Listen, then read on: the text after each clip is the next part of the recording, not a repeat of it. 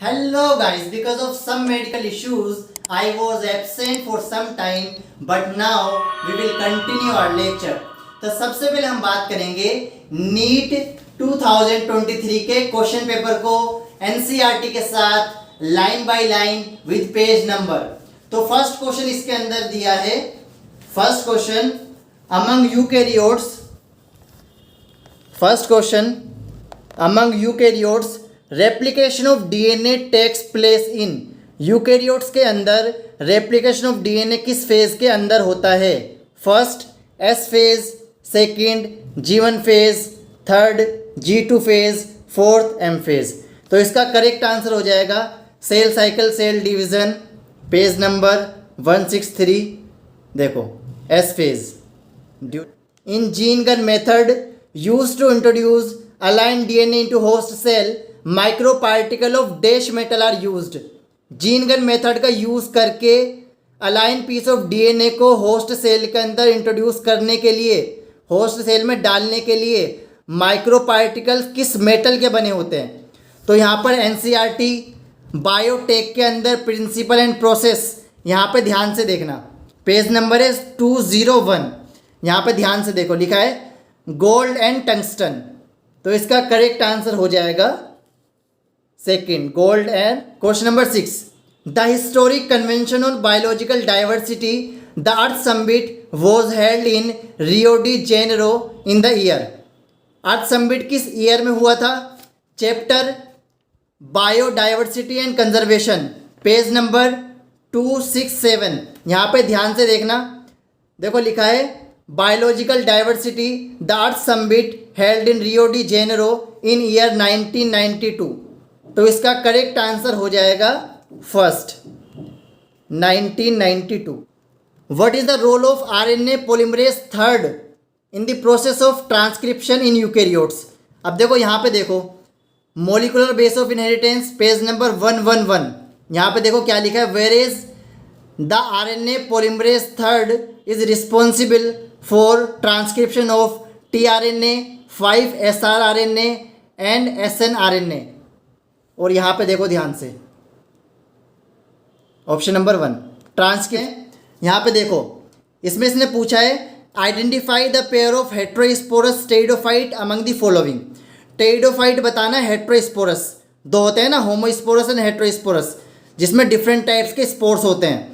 और यहाँ पे देखना एनसीईआरटी के अंदर टेरिडोफाइट में यहाँ पे देखो सिर्फ दो नाम लिखे हैं, यहाँ पे सेलेजिनेला एंड सेल्विनिया, ठीक है। और ये डायलॉग मैंने बताया था यहाँ पर ASMS, ये होते हैं हेट्रोस्पोरस। तो यहाँ पे करेक्ट आंसर हो जाएगा इसका फर्स्ट, सेलेजिनेला एंड सेल्विनिया।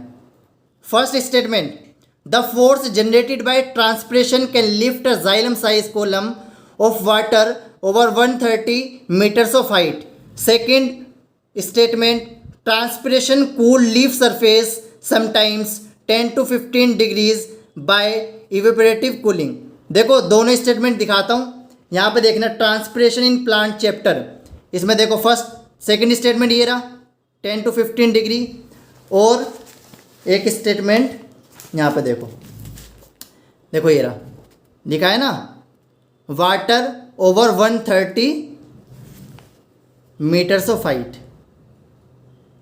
तो इसके दोनों स्टेटमेंट ठीक हो जाएंगे, फोर्थ हो जाएगा इसका आंसर।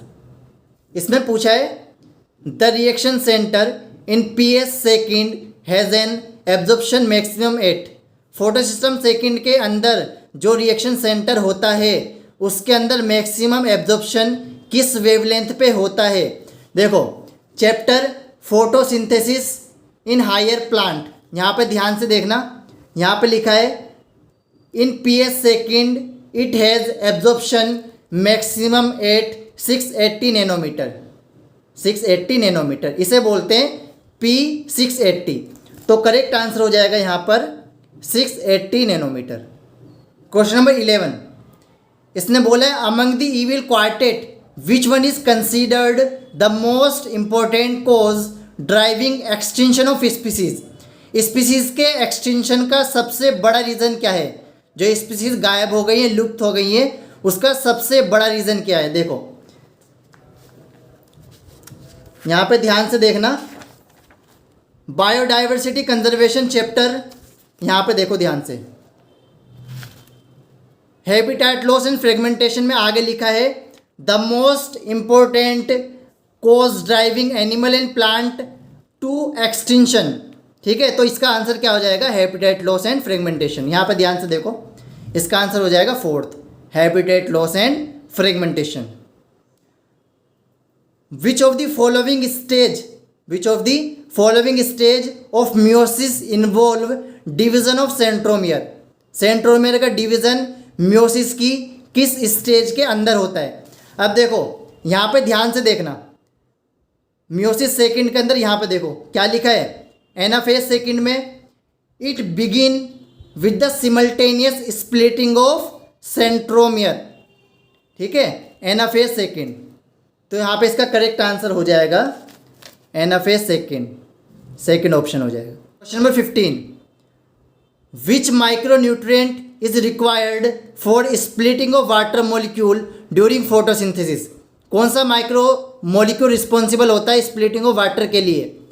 तो इसका करेक्ट आंसर क्या हो जाएगा, देखो एनसीईआरटी के अंदर पेज नंबर 198, यहाँ पे देखो मैग्नीज में लिखा है किसके लिए रिस्पॉन्सिबल होता है, स्प्लिटिंग ऑफ वाटर के लिए, स्प्लिटिंग ऑफ वाटर। तो इसका करेक्ट आंसर हो जाएगा मैग्नीज, और मैंने यहाँ पे भी लिख रखा है manganese and chlorine responsible for splitting of water molecule. ठीक है, तो इसका करेक्ट आंसर हो जाएगा मैग्नीज, फोर्थ। क्वेश्चन नंबर 16 में क्या पूछा है, large colourful fragrant flowers with nectar are seen in. देखो इंसेक्ट होना चाहिए डायरेक्ट, इसने क्या दिया, bird, bat, wind and insect. यहाँ पे बर्ड और बेट में कंफ्यूज कर दिया, बर्ड, बेट एंड इंसेक्ट के अंदर। तो इसका करेक्ट आंसर हो जाएगा, देखो एनसीईआरटी के अंदर यहाँ पे देखना क्या लिखा है, एनसीईआरटी में यहाँ पे लिखा है majority of insect pollinated flower are large colourful fragrant and rich in nectar. Directly NCERT की लाइन देखो, इंसेक्ट आंसर हो जाएगा इसका फोर्थ, है ना, डायरेक्टली एनसीईआरटी से देखो बिल्कुल एग्जैक्ट।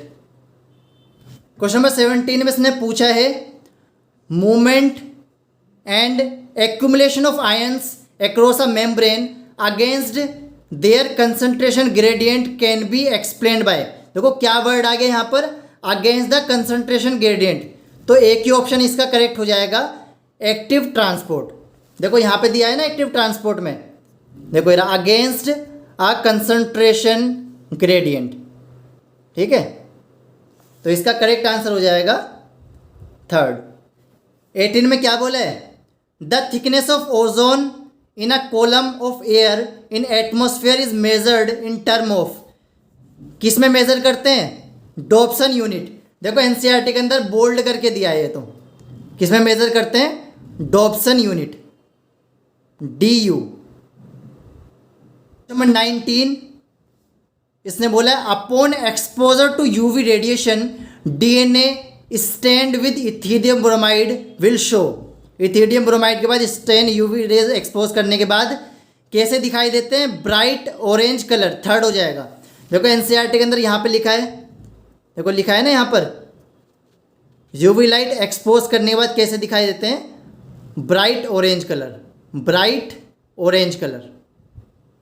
क्वेश्चन नंबर 20 में unequivocal proof that DNA is the genetic material was first propose by. किसने प्रपोज किया था DNA जेनेटिक मटेरियल है। देखो यहाँ पे इस लाइन को देखना, molecular base of inheritance chapter, यहाँ पे देखो लिखा है the unequivocal proof that DNA is the genetic material came from the experiment of Alfred Hershey and Martha Chase. ठीक है, तो इसका करेक्ट आंसर होगा, इसने किया था ना एक्सपेरिमेंट, देखो यहाँ पर Alfred Hershey and Martha Chase ने। तो इसका करेक्ट आंसर हो जाएगा Alfred Hershey and Martha Chase, first. Assertion reason वाला क्वेश्चन है, इसमें इसने बोला है first ATP is used at 2 step in glycolysis. सही बात है, देखो 2 स्टेप में यूज होता है, फर्स्ट ग्लूकोज से glucose 6 phosphate, second fructose 6 phosphate से फ्रक्टोज 1,6 बिसफॉस्फेट। और सेकंड स्टेटमेंट में रीज़न यही दिया है, देखो सेकंड में बोला है ना इसने first ATP is used in converting glucose into glucose 6 phosphate. Second ATP is used in conversion of fructose 6 phosphate से फ्रक्टोज 1,6 बिसफॉस्फेट। तो इसके दोनों करेक्ट हो जाएंगे, असर्शन भी और रीज़न भी। ठीक है, यहाँ से देखो स्टेप्स ऑफ ग्लाइकोलिसिस के स्टार्टिंग के से ही करेक्ट हो जाएगा। ध्यान से देखो, the process of appearance of recombination nodule occur at which sub stage of prophase 1 in meiosis. Meiosis की प्रोफेज 1 में किस स्टेज के अंदर, सब स्टेजेस है ना प्रोफेज 1 की, लेप्टोटीन, जाइगोटीन, पेकाइटिन, डिप्लोटीन, डाइकाइनेसिस। ठीक है, तो उसकी किस स्टेज के अंदर अपीयरेंस ऑफ रिकॉम्बिनेशन नोड्यूल होता है। देखो यहाँ पे देखना ध्यान से, म्योसिस फर्स्ट की प्रोफेज 1 में यहाँ पे देखो लिखा है पेकाइटिन के अंदर रिकॉम्बिनेशन नोड्यूल लिखा है ना। देखो यहाँ पे the appearance of recombination nodule, तो करेक्ट आंसर हो जाएगा पेकाइटिन। करेक्ट आंसर हो जाएगा इसका फर्स्ट। क्वेश्चन नंबर 24 में GPP minus R equal to NPP, gross primary productivity minus R equal to net primary productivity. तो यहाँ पर आर क्या रिप्रेजेंट करता है, आर रिप्रेजेंट करता है सेकंड रेस्पिरेटरी लॉस। देखो यहाँ पे इकोसिस्टम के अंदर यहाँ पे देखो GPP minus R equal to NPP, और आर क्या रिप्रेजेंट करता है, रेस्पिरेशन लॉस। तो इसका करेक्ट आंसर हो जाएगा second. Question number 26, during the purification process for recombinant DNA technology addition of chilled ethanol precipitate out. क्या प्रेसिपिटेट आउट करता है, डीएनए। देखो यहाँ पे लिखा है, देखो बायोटेक प्रिंसिपल एंड प्रोसेस के अंदर पेज नंबर 201, यहाँ पे देखो ध्यान से क्या लिखा है, purified DNA ultimately precipitated out after the addition of chilled ethanol. ठीक है, डीएनए प्रेसिपिटेट आउट हो जाता है यहाँ पर, तो करेक्ट आंसर हो जाएगा इसका डीएनए। ध्यान से देखना इसने क्या बोला है, देखो what will be the ploidy of the cells of the nucleus megaspore mother cell, the functional megaspore and female gametophyte. यहाँ पे इसने इसकी प्लॉइडी पूछी है, और क्वेश्चन में क्या बोला है 27 में, इसने बोला है in angiosperm the haploid, diploid and triploid structure of the fertilized embryo sac sequentially are. तो फर्टिलाइज्ड होने के बाद इनकी प्लॉइडी बतानी है। देखो इसका करेक्ट आंसर हो जाएगा सेकंड। सिनर्जिड क्या है, हैप्लॉइड, जाइगोट सिंगेमी के बाद डिप्लॉइड, और प्राइमरी एंडोस्पर्म न्यूक्लियाई क्या हो जाता है, ट्रिप्लॉइड। तो सेकंड आंसर हो जाएगा इसका, यहाँ पे भी देख सकते हो। Axile placentation is observe in, axile किसके अंदर होता है। देखो यहाँ पे कंफ्यूजन होने वाले ऑप्शन एक तो फर्स्ट है और एक थर्ड है, क्योंकि मस्टर्ड किसके अंदर होता है, मस्टर्ड होता है प्राइटल के अंदर। ठीक है, मस्टर्ड यहाँ पे कैंसिल हो जाएगा, देखो मैं साइड में लिखा है मस्टर्ड आर्जेमोन, ये गलत हो गया। यहाँ पे पी फर्स्ट किसका होता है, मार्जिनल, ये कैंसिल हो गया। बचा एक option third, China rose, petunia and lemon, क्योंकि पिटूनिया नहीं दिया है ऑप्शन में। देखो यहाँ पे देखो एक्साइल क्या क्या दिखा है, China rose, tomato and lemon, तीन ऑप्शन दिए, यहाँ पर पिटूनिया नहीं दिया है। तो यहाँ पे करेक्ट आंसर हो जाएगा इसका, क्योंकि दो ऑप्शन सही है ना, चाइना रोज और लेमन, यहाँ सही से करेक्ट हो जाएगा थर्ड। क्वेश्चन नंबर 30 में फर्स्ट असर्शन में बोला है the first stage of gametophyte in the life cycle of moss is protonema stage. Correct हो जाएगा। देखो एनसीईआरटी के अंदर इसने लिखा है the first stage is the protonema, और आगे इसने लिखा है which directly developed from the spore, और रीजन के अंदर भी यही दिया है इसके अंदर, डायरेक्टली डेवलप्ड फ्रॉम स्पोर। देखो रीजन में क्या दिया है, protonema develop directly from the spore produce in capsule. तो इसके दोनों करेक्ट हो जाएंगे, फोर्थ ऑप्शन। क्वेश्चन नंबर 31 में frequency of recombination between genes pairs on same chromosome, सिर्फ इतना भी पढ़ लोगे ना हो जाएगा करेक्ट। देखो यहाँ पे देखो chapter principle of inheritance and variation, यहाँ पे देखो क्या लिखा है, the frequency of recombination between genes pair on the same chromosome as the measure of the distance between genes and mapping. किसने दिया था? ऊपर देखो नाम क्या लिखा है, अल्फ्रेड स्टर्टवेंट। तो इसका करेक्ट आंसर हो जाएगा second, Alfred Sturtevant. Question number 33 में, how many ATP and NADPH2 are required for the synthesis of one molecule of glucose during Calvin cycle. Calvin cycle के अंदर एक मोलिक्यूल ऑफ ग्लूकोज बनाने के लिए कितनी ATP NADPH चाहिए होती है? देखो टेबल से पूछा है, एक ग्लूकोज बनाने के लिए 18 ATP एंड 12 NADPH। तो करेक्ट आंसर हो जाएगा इसका first, 18 ATP and 12 NADPH2। Number 34, expressed sequence tag EST refer to. ठीक है, देखो यहाँ पे देखो ध्यान से, मॉलिक्यूलर बेस ऑफ इनहेरिटेंस में इसने बोला है all the genes that are expressed as RNA refer to as ESTS express sequence tag. और इसमें देखो फोर्थ ऑप्शन में क्या लिखा है, all genes that are expressed as RNA। तो इसका फोर्थ करेक्ट हो जाएगा, लिखा है ना यहाँ पर, that are expressed as RNA। One of my best motivational speaker Harshvardhan Jain sir, आप सबके भी होंगे, उनकी एक लाइन है, ध्यान से सुनना, कि जो सबके होते हैं ना, जो सबके होते हैं ना वो किसी के नहीं होते, और जो किसी के होते हैं वो सबके नहीं होते। यहां मैं बात कर रहा हूं बुक्स की, सबके इन द सेंस सारी बुक्स, ज्यादा बुक्स को अपने पास नहीं रखना है, ज्यादा रिसोर्सेज को अपने पास नहीं रखना है, only on focus on NCERT, only on focus on NCERT and connected with me. All the best and God bless you. अब हम बात करेंगे सेक्शन बी की, क्वेश्चन नंबर 36। इसमें इसने पूछा है, देखो इसमें पूछा है which one of the following combination is required for chemiosmosis. Chemiosmosis के लिए कौन कौन से कॉम्बिनेशन की रिक्वायरमेंट होती है? अब यहाँ पे देखो फोटोसिंथेसिस हायर प्लांट चैप्टर, इसके साइड में यहाँ पे देखना, chemiosmosis required a membrane, a proton pump, a proton gradient and ATPase। ठीक है, ATPase यानी कि ATP सिंथेस। देखो फोर्थ ऑप्शन करेक्ट हो जाएगा, बस मैच करना है, मैच लिस्ट 1 को लिस्ट 2 से मैच करना है। अब देखो M फेज क्या है, इक्वेशनल डिवीजन, यहाँ पे देखो M phase mitosis phase equational division.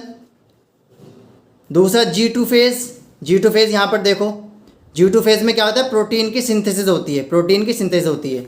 तो यहाँ पे G2 फेज में क्या आ जाएगा, G2 का फर्स्ट आ जाएगा, प्रोटीन आर सिंथेटाइज्ड। ठीक है, और इन दो के अकॉर्डिंग ही ऑप्शन हो जाएगा हमारा सेकंड, C का सेकंड हो जाएगा और D का थर्ड हो जाएगा। ठीक है, D का थर्ड हो जाएगा। Interval between mitosis and initiation of DNA replication. ठीक है, स्टेप्स बताने रिकॉम्बिनेंट DNA। ठीक है, रिकॉम्बिनेंट DNA किस तरह से बनाते हैं उसके स्टेप्स बताने इसमें सीक्वेंस में। देखो सबसे पहले क्या करेंगे, isolation of desirable DNA fragment. देखो ये रहा यहाँ पर बायोटेक के अंदर, ये रहा process of recombinant DNA technology. First क्या हो जाएगा, isolation of genetic material, second cutting of DNA, third amplification. और यहाँ पर देखो सबसे पहले C आ जाएगा, फिर B cutting of DNA at specific location, इसके बाद एक ही ऑप्शन है और है ही नहीं, C एंड B। देखो C एंड B और नहीं है कहीं पर, और इसके बाद D आ जाएगा, फिर लास्ट में A आ जाएगा। क्वेश्चन नंबर 42 में लिस्ट 1 लिस्ट 2 को मैच करना है, बस डायरेक्ट डेफिनेशन है, cohesion, adhesion, surface tension, guttation. देखो यहाँ पर transport in plant, cohesion, mutual attraction between water molecule, adhesion, water molecule with polar surface, और यहाँ पर सरफेस टेंशन। ठीक है, तीनों का यहाँ पे मैच करोगे तो क्या आ जाएगा, इसका ऑप्शन फोर्थ, फर्स्ट का सेकंड, B का फोर्थ, C का फर्स्ट एंड D का थर्ड। क्वेश्चन नंबर 43 में malonate inhibit the growth of pathogenic bacteria by inhibiting the activity of बस बैक्टीरिया कंफ्यूज करने के लिए दिया है, पैथोजेनिक बैक्टीरिया या फिर वायरस वगैरह कंफ्यूज करने के लिए दिया है। देखो 43 का डायरेक्ट क्या हो जाएगा, मेलोनेट किसे इनहिबिट करता है, सक्सिनिक डिहाइड्रोजिनेज। देखो यहाँ पर देखो एनसीईआरटी के अंदर कंसंट्रेशन ऑफ सबस्ट्रेट, ठीक है, यहाँ पे देखो ध्यान से क्या लिखा है,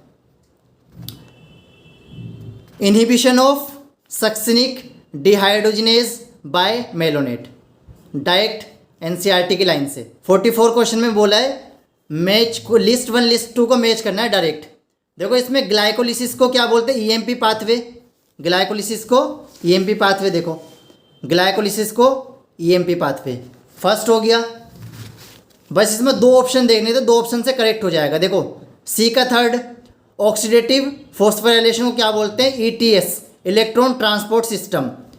बी का फोर्थ और सी का थर्ड, ये करेक्ट हो जाएगा। देखो यहाँ पर क्या बोलते हैं, देखो electron transport system, oxidative phosphorylation क्या बोलते हैं, ईटीएस, इलेक्ट्रॉन ट्रांसपोर्ट सिस्टम बोलते हैं ना, ठीक है। तो इससे करेक्ट हो जाएगा थर्ड पूरा।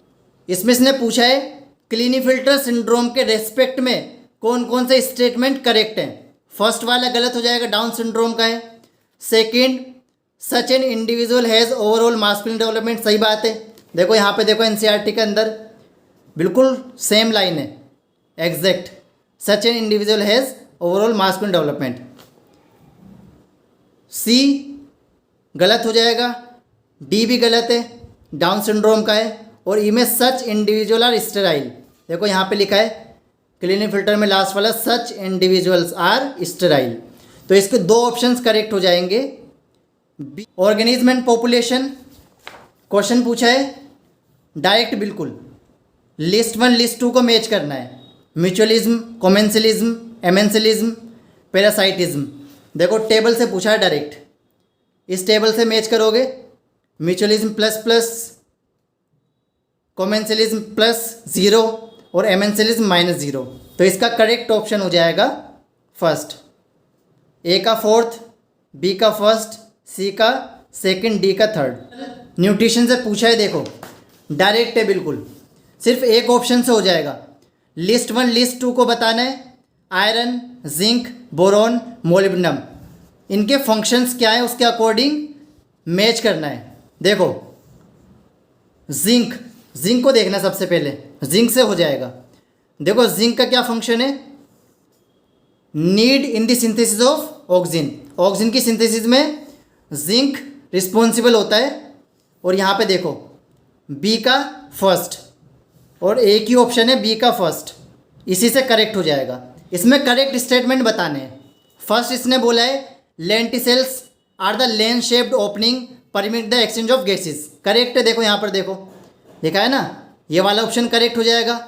अब देखो B option, bark formed early in the season cold hardwood, गलत, स्प्रिंग वुड बोलते हैं या फिर देखो स्प्रिंग वुड बोलते हैं उसे, अर्ली वुड, स्प्रिंग वुड, ये भी गलत हो जाएगा। अब देखो बी ऑप्शन के गलत होते ही, बी के गलत होते ही सारे ऑप्शन गलत हो जाएंगे, सिर्फ एक ऑप्शन बचा फर्स्ट, ठीक है, और किसी को देखने की भी ज़रूरत नहीं है, ये करेक्ट हो जाएगा। तो बॉटनी वाला सेक्शन कंप्लीट हो गया। अब हम बात करेंगे नेक्स्ट जूलॉजी वाले से।